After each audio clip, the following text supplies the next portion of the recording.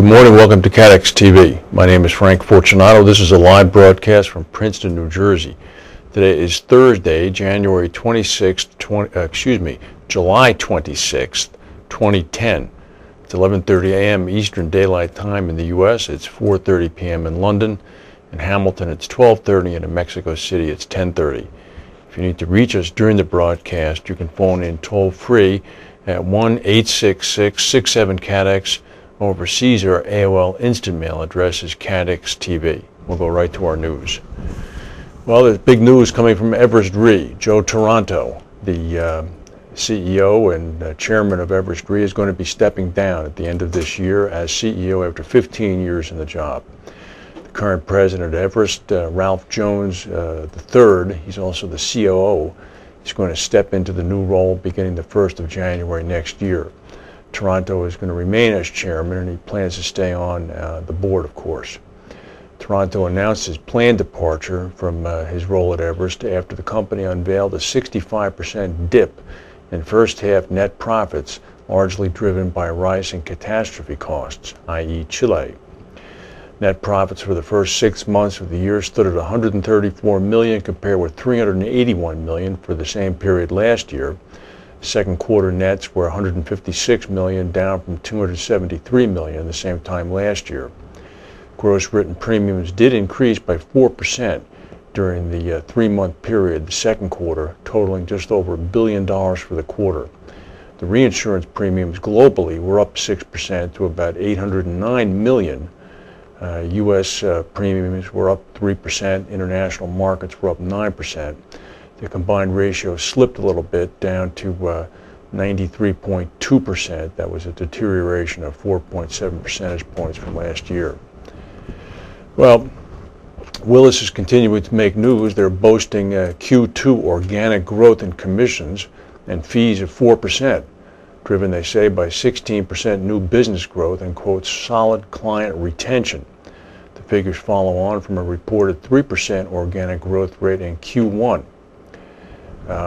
The broker reported half-year net income from continuing operations of $293 million, up from $279 million.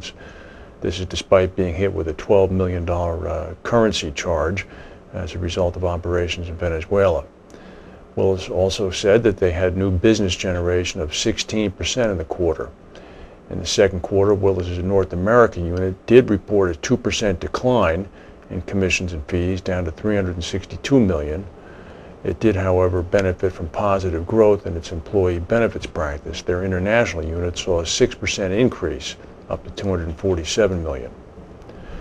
Well, Evan Greenberg, the CEO of ACE, is making some news today. This is on a blog maintained by Kathleen Blackler from Reinsurance Magazine. Mr. Greenberg says that contingent commissions, the once banned payments that insurers pay to entice brokers, create a conflict of interest and ought not to become prevalent again. He's reacting to Aon's announcement last week that it's going to be bringing back the once hidden payments. According to Greenberg, if customers tolerate the practice of contingents, their use over time will likely become more prevalent. Frankly, I hope this does not occur. He said, unlike agents who represent insurance companies, brokers represent their clients, the purchasers of the coverage. In fact, he said, if I had it my way, clients and not insurers would compensate brokers, but that's just not a reality. Well, Brit has announced that, in fact, they have not signed an exclusive arrangement with Apollo, and that anybody can come in and conduct due diligence on their books. I think Frank Mazzio and I are going to drive over there after the broadcast and look at their books. Presumably there's a culling process as it goes on. The board has to accept the bid as being adequate. And obviously the £850 million bid from Apollo Management was adequate enough to at least get them into the game. So they're in there conducting their due diligence. Dane Doté, the head of Brit, is going to receive a nice little bump up. He stands to receive £1.75 million if Brit goes ahead and accepts the £850 million takeover from Apollo Management. Aon Benfield and Carpenter are making some news. Philippe Renault will join Carpenter as president and CEO of its Paris operations. starting on September 1. Renault will report to Nick Franklin, Guy Carpenter's European operations head, and Renault is currently, or was, the deputy CEO of Aon Benfield in France. Stock market in New York is down about 44 points right now. We'll go to a word from our sponsors.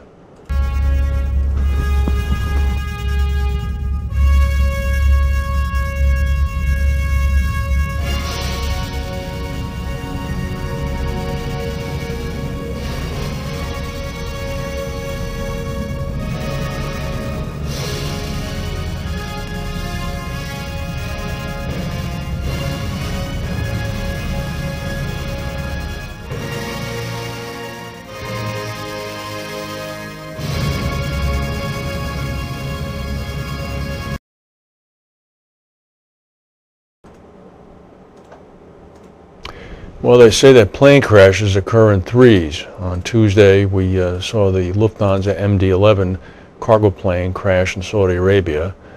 Yesterday, of course, was the Pakistani plane, the Airbus A321, that crashed outside of Islamabad. And today, there was an American C-17, a big plane, pictured here, four-engine. This is the workhorse of the American Strategic Mobility Command. Crashed in a spectacular crash at Elmendorf Air Force Base in Anchorage, Alaska, killing 4 Alaska Air National Guard personnel.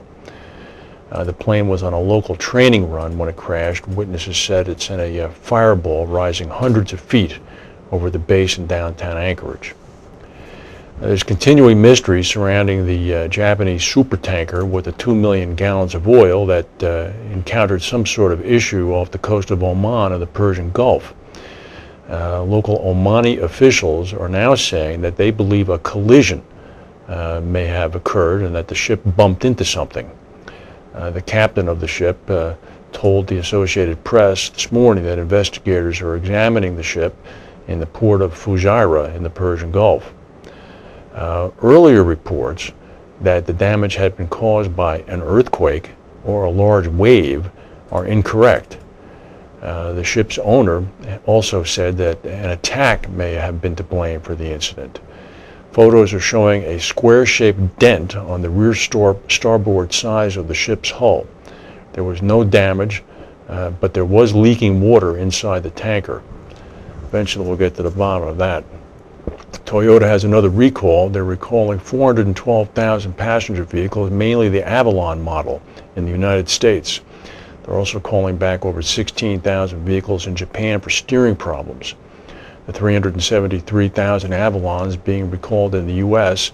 range from the 2000 model year through to 2004. In Japan, similar problems for 6,750 vehicles called the Pronard, built from February 2000 to January of 2004.